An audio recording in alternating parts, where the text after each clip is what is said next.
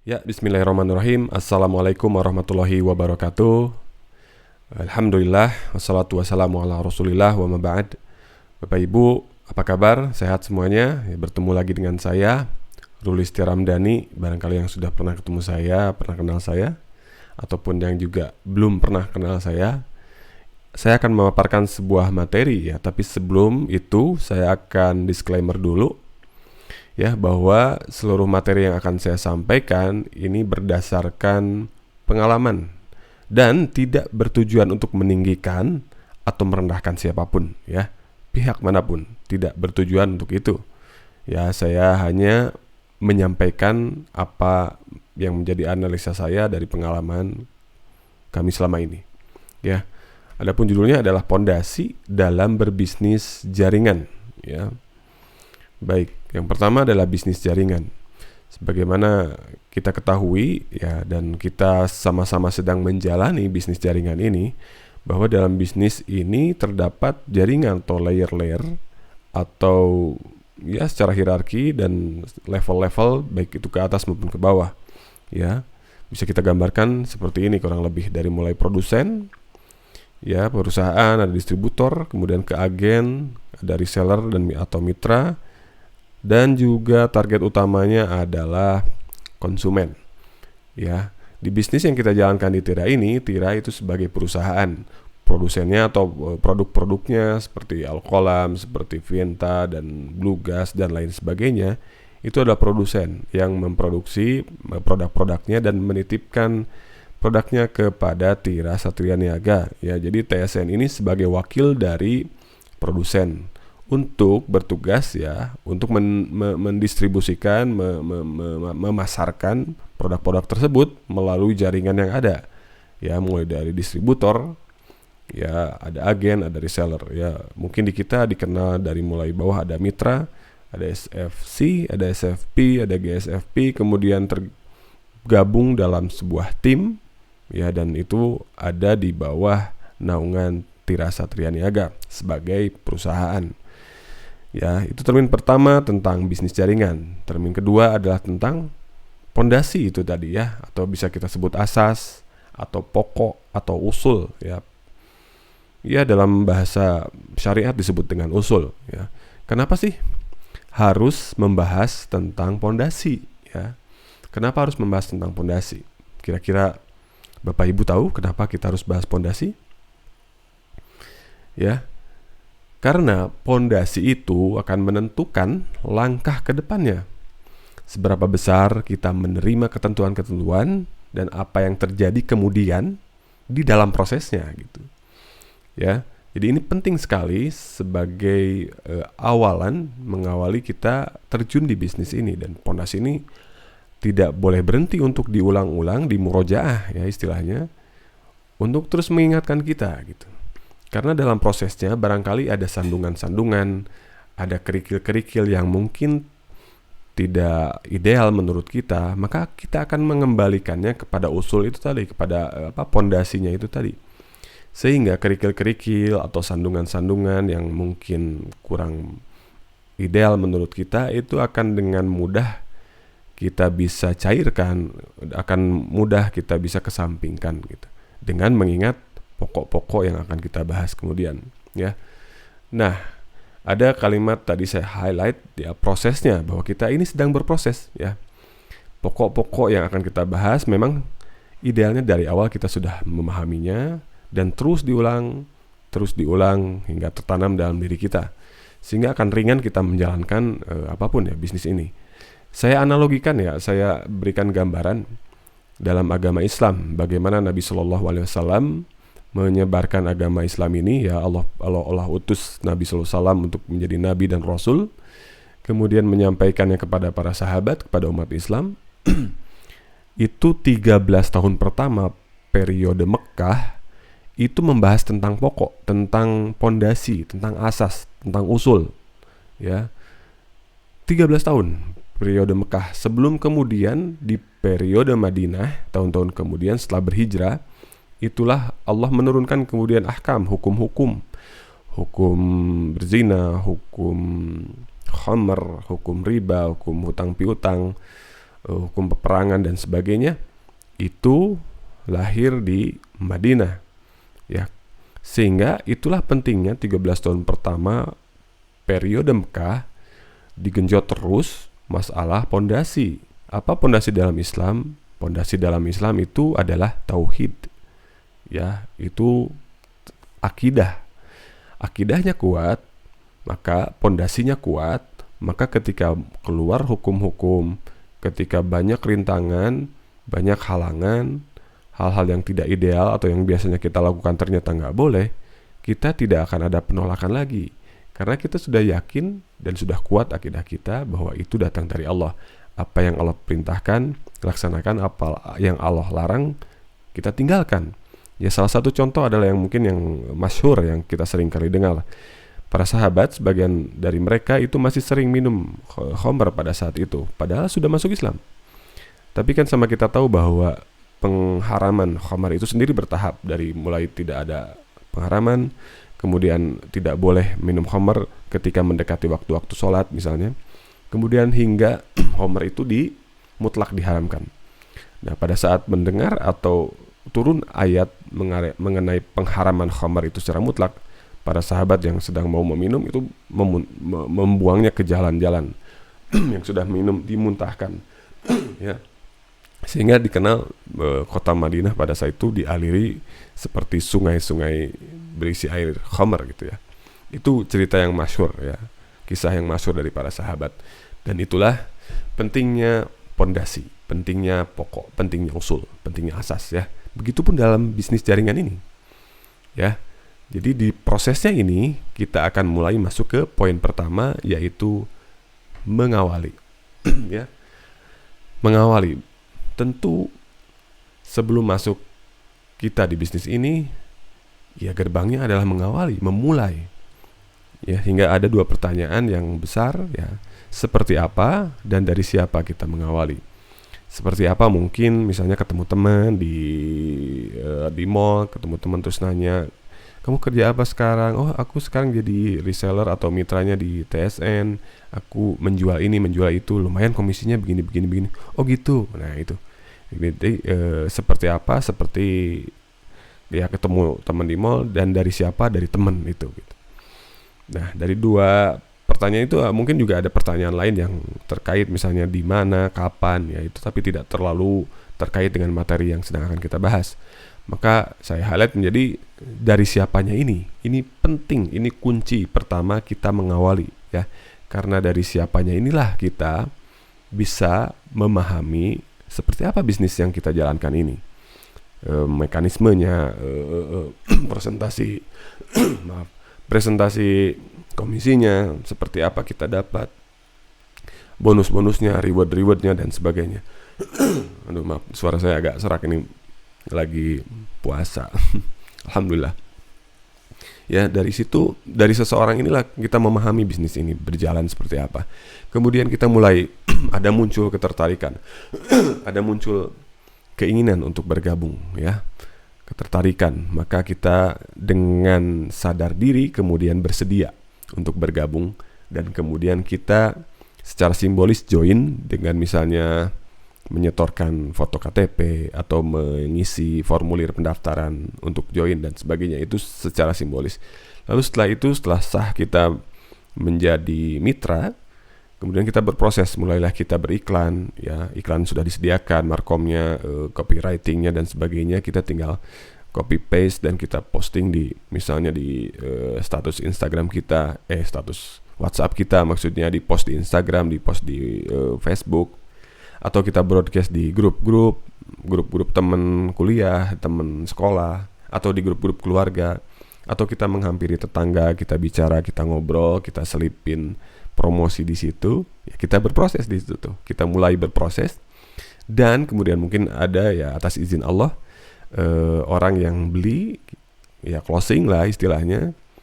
Lalu kita mendapatkan komisi setelah itu, dan barulah kita bisa merasakan manfaatnya, khususnya dari segi materi.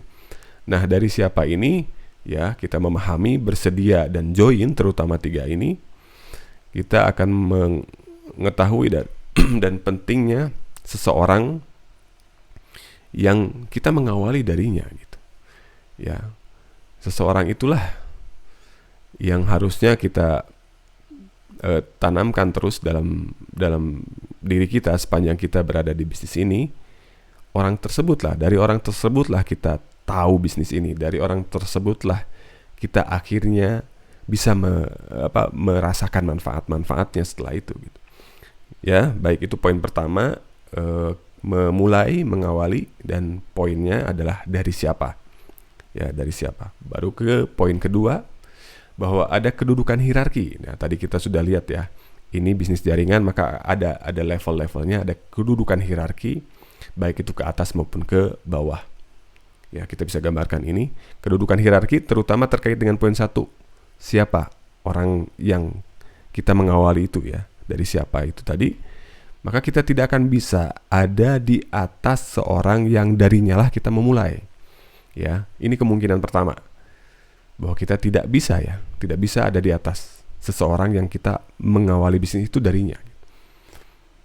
Ya, atau kemungkinan kedua, bahwa kita ya ada kalanya itu sejajar dengan seseorang tersebut. Ya, entah misalnya orang tersebut yang turun, atau orang tersebut, atau kita yang naik maksudnya. Orang tersebut yang turun sehingga jadi selevel lagi sama kita, atau orang tersebut atau kita yang naik gitu. Ya, maaf, atau kita yang naik atau orang itu yang turun sehingga menjadi satu level. Apakah itu jadi SFC, sama-sama SFC, dulunya kita sama-sama SFC, tapi dia kemudian naik jadi SFD. Kemudian ada kemungkinan nggak SFD turun? Ada kemungkinan, kemudian bisa turun. Atau kemungkinan kita naik jadi SFD ya, SFP SFC ke SFP, kita naik jadi sejajar dengan orang tersebut yang kita memulainya gitu. Ya, sebagaimana dulu misalnya sama-sama SFC, sekarang orang tersebut jadi SFP, kita ada di bawahnya tetap. Sebagaimana dulu juga di SFC kita masih mitra gitu. Kita masih ada di bawahnya, itu kemungkinan satu, dan atau sejajar, hanya itu. Tidak mungkin kita bisa berada di atasnya ya dalam bisnis jaringan ini, kecuali ya, dan ini pun sepertinya sangat-sangat langka. Misalnya yang di atas kita memutuskan untuk berhenti, keluar benar-benar total, saya keluar habis keluar dia masuk lagi melalui kita. Nah, itu dia akan ada di bawah kita. Orang yang sama, tapi dia keluar dulu. Nah, tapi selama tidak keluar, kemungkinannya hanya dua ya. Dia di atas atau dia sejajar dengan kita. Hanya itu. Ya. Maka dari situ, ya lanjut ke poin ketiga adalah kebermanfaatan. Sebagaimana yang digemborkan oleh TSN itu sendiri, Tira Satria Niaga, bahwa menebar manfaat itu kan. Jadi akan ada kebermanfaatan ya. Apa itu? Ya, bahwa akan selalu ada ya yang mendapat manfaat dari apa yang kita usahakan. Ya, masih kaitannya dengan yang tadi, dengan poin 1. Dari siapa? Personal kan? Kemudian poin 2, hierarki, berarti dia ada di atas kita atau sejajar dengan kita. Ketika dia ada di atas kita, maka itu tadi ya, apa tadi? Akan selalu ada yang mendapat manfaat dari apa yang kita usahakan. Terutama, saya tekanin lagi, terutama seseorang yang darinya lah kita memulai bisnis ini. Ya, apa tadi? Akan selalu ada yang mendapat manfaat dari apa yang kita usahakan, terutama seseorang yang darinya lah kita mengenal bisnis ini. Kurang lebih begitu ya. Jadi kita harus sadar betul ketika kita mengusahakan sesuatu, kita closing, ya kita menjual barang tersebut, maka yang di atas kita akan mendapatkan porsinya, ya. Namun itu hanyalah sebagian kecil dari kebermanfaatan yang dimaksud, ya, kebermanfaatan materi maksudnya.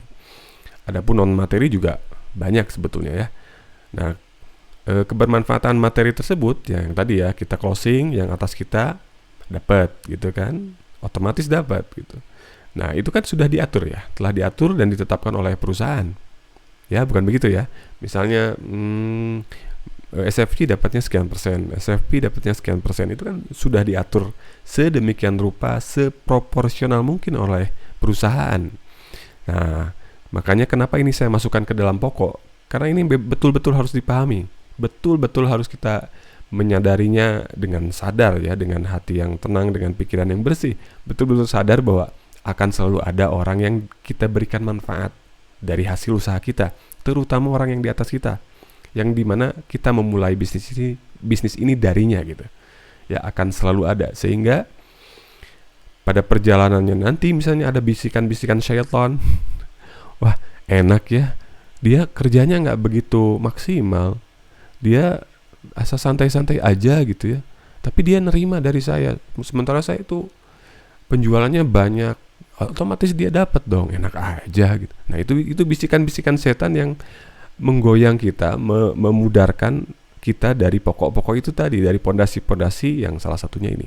Maka perlu disadari, sekali lagi perlu disadari bahwa akan ada orang yang kita atau mendapatkan manfaat dari apa yang kita usahakan, terutama orang yang dari dialah kita memulai bisnis ini ya, akan selalu ada. Sehingga kalau ada bisikan setan, kita segera bisa menepis, oh ini memang sudah pokok, ini memang sudah pondasinya seperti ini. Kalau saya mau tetap jalan di bisnis ini, ya kita terima ketentuan ini, karena perusahaan sudah menentukan porsi-porsinya seproporsional mungkin gitu ya. Namun hal itu sebagian besar lainnya ya, itu hal kecil ya kan, sebagian kecil saja apa yang kita usahakan diterima oleh yang di atas kita. Namun sebagian besar lainnya itu kan kebermanfaatan juga untuk orang-orang sekitar kita, untuk pasangan, untuk anak-anak kita ya, kita sekolahkan di tempat yang terbaik dengan hasil komisi yang kita dapat. Misalnya orang tua kita berangkatkan misalnya berumroh, ketika kita misalnya mendapatkan trip umroh, insya Allah ya, mudah-mudahan semoga Bapak Ibu juga bisa mendapatkan trip umroh dari TSN ini ya, bisa dihadiahkan kepada orang tua, kepada mertua, atau kita bisa membantu saudara-saudara kita, memberikan modal untuk usaha karena kita ada kelebihan, misalnya kerabat, keluarga, atau tetangga lain, misalnya tetangga di sekitar kita yang membutuhkan, kita bisa dengan lebih leluasa membantu ya. Kita bisa ikut berkontribusi juga dalam membangun rumah ibadah atau sekolah-sekolah, atau bahkan kita sendiri punya impian untuk punya sekolah sendiri, membangun sekolah sendiri ya, Masya Allah ya.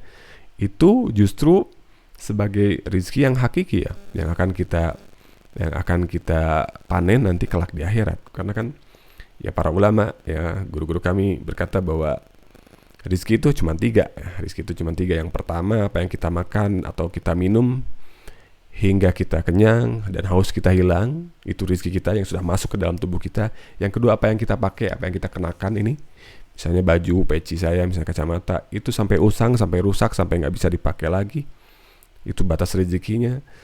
Atau yang ketiga ya, sejatinya rezeki itu yang ketiga, apa yang kita belanjakan di jalan Allah, dan salah satunya bersedekah ya. Maka kebermanfaatan yang dimaksud di sini, jadikanlah itu sebagai satu ladang kita untuk memberikan manfaat kepada orang lain ya, dalam bentuk materi ataupun non materi ya, termasuk tadi kepada orang yang berada di atas kita, yang darinya lah kita memulai bisnis ini ya. Jadi jangan ada lagi pikiran bahwa enak banget dia, enak dapat sekian persen, emang sudah ketentuannya begitu. Tapi ubah pola pikir itu dengan sudut pandang bahwa kita memberikan kontribusi kepada dia, barangkali dengan itu dia kehidupannya lebih nyaman, bisa menyekolahkan anak-anaknya dengan baik ya. Atas izin Allah tentunya gitu ya. Kemampuan yang kita miliki itu atas izin Allah. Jadi rezeki itu tuh datangnya dari Allah tetap, bukan dari kita. Kita hanya wasilah, kita hanya mengusahakan. Adapun pembagiannya itu kan sudah ditentukan. Jadi anggaplah itu sebagai bentuk sedekah kita kepada orang yang ya darinya kita mengawali bisnis ini gitu. Darinya kita bisa terlibat, bisa merasakan juga manfaat dari bisnis ini. Dengan berniat sedekah, insya Allah Allah akan bukakan pintu keberkahan ya. Allah akan bukakan pintu keberkahan. Tentu ya, masalah pahala itu ada di sisi Allah, dan insya Allah bisa kita raih nanti kelak di akhirat untuk bekal kita mendapatkan ridha Allah untuk masuk surganya, insya Allah. Semoga ya, insya Allah. Nah, kita masuk ke poin keempat ya. Mudah-mudahan bisa dipahami poin 1-3. Kita masuk di poin keempat, ada batasan-batasan hierarki ya. Sebagaimana tadi ya, ada ketingkatannya, maka ada juga batasannya ya. Ini saya gambarkan demikian ya. Bagaimana kita misalnya ada di bawah seseorang, lalu kita ada sesuatu yang kita tidak serg dengan orang tersebut, walaupun dialah yang mengajak kita, dialah yang membukakan jalan pintu untuk kita memulai bisnis ini, tapi ada sesuatu di perjalanan yang mungkin kurang sreg buat kita, kurang ideal, maka kita sampaikan. Kita mempunyai hak untuk memberikan saran, memberikan masukan, memberikan kritikan yang membangun. Ya, namun orang tersebut juga punya hak untuk menjawab, untuk menjelaskan. Punya hak. Tapi ada hal yang memang ada batasan di situ, kita tidak bisa masuk ya. Ada batasan, dan orang yang di atas kita juga punya hak untuk tidak menjawab, punya hak untuk tidak menjelaskan secara keseluruhan apapun yang kita ingin tahu gitu ya, karena ada batasan-batasan itu tadi. Ya, saya analogikan misalnya tidak semua urusan orang tua itu pantas diketahui oleh anak-anaknya gitu ya. Iya betul kan? Coba bayangkan misalnya bapak ibu di awal bulan baru selesai dapat gaji atau komisi, kemudian anak-anak sini, ini lihat nih, ini slip gaji abah nih, abah bukan ya, slip gaji ayah, slip gaji ibu nih. Ibu dapat gaji segini, ini komisi ibu nih dari TSN, wah gitu kan. Apakah begitu? Kemudian akan menimbulkan pikiran-pikiran di anak-anak, oh kayaknya bisa beli ini, kayaknya bisa beli itu, uang segitu kan banyak, alhamdulillah gitu kan. Akan menimbulkan peluang-peluang itu. Nah, maka contoh lain ketika misalnya saya dengan istri ke anak-anak, adek mau punya adik lagi nggak? Anak-anak menjawab, mau punya adik, benar. Ya udah, abah sama ibu mau ikhtiar ya, dan berdoa kepada Allah untuk bikin adik lagi, ya gitu ya. Ada sama adik doain juga, iya. Tapi gimana bah? Cara bikin adik gimana? Mereka penasaran tentu. Ya kalau semua hal yang dimiliki oleh orang tua itu boleh diketahui anak, maka ayo nonton. ayo kita saksikan gitu, atau lihat nih cara bikinnya begini. Enggak kan? Itu enggak mungkin seperti itu kayaknya kan. Maka kita cuma bilang, udah pokoknya mah doa sama Allah, atas izin Allah, mudah-mudahan nanti tiba-tiba ada aja di perut ibu calon adik kalian gitu. Ya, jadi sekali lagi bahwa tidak semua urusan orang tua itu pantas untuk diketahui oleh anak-anaknya. Jadi kita yang berada di bawah, seseorang tersebut ada di atas, tidak semua yang mereka usahakan, mereka sedang urus, mereka sedang pikirkan, atau dapur mereka itu pantas kita ketahui gitu ya. Bahkan misalnya ketika kita tahu persentase yang mereka dapat dari kita tuh berapa, lalu kita hitung-hitung, sepertinya itu kurang ya etika lah, lebih ke adab lah. Karena kita menghitung-hitung jumlah penghasilan orang itu menurut saya kurang pas ya. Karena lebih baik kita ada hal-hal demikian ya kita hitung aja milik kita sendiri dan kita cukupkan. Adapun tadi ya, kembali ke poin tadi, kita merasa bahwa kita punya kontribusi ke orang di atas kita, balik lagi itu adalah bagian dari pondasi. Ya, balik kita simpulkan 4 poin tersebut ya, mengawali itu highlightnya adalah dari siapa, sehingga kita harus penting betul rasanya untuk dari siapa ini tuh kita sadar ya. Kita sadar betul dari siapa, seperti apa kita dulu mengawali ya, dari orang tersebut ya. Kemudian kedudukannya, mungkin dia ada di atas kita, mungkin suatu saat dia turun ada di sejajar dengan kita, atau kita yang naik ya menjadi sejajar dengan dia gitu, dengan orang tersebut gitu ya. Kemudian kebermanfaatannya yang kita usahakan mungkin dia akan rasakan ya, dengan presentasi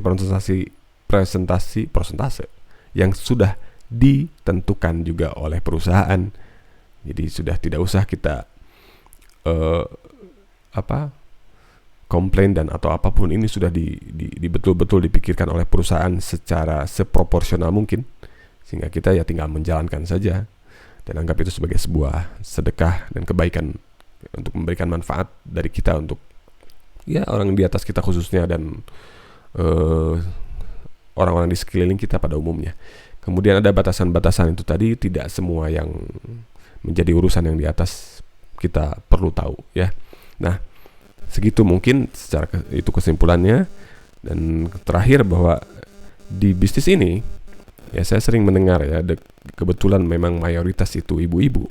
Saya sering mendengar istilah-istilah ini ya, ada emak online, ada anak online, ada cucu, ada cicit ya. Sering teman-teman juga bilang ke istri saya misalnya mak gitu ya, atau ada istri saya bilangnya anak gitu, atau cucu gitu, atau cicit gitu ya. Ini kan terminologi atau kalimat kata-kata yang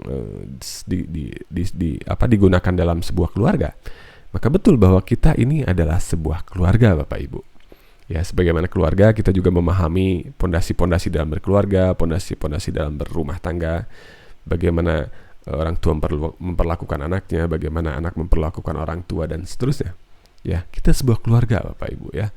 Nah, untuk itu mari ya, kita bangun keutuhan keluarga ini di atas pondasi-pondasi kebaikan dan keberkahan.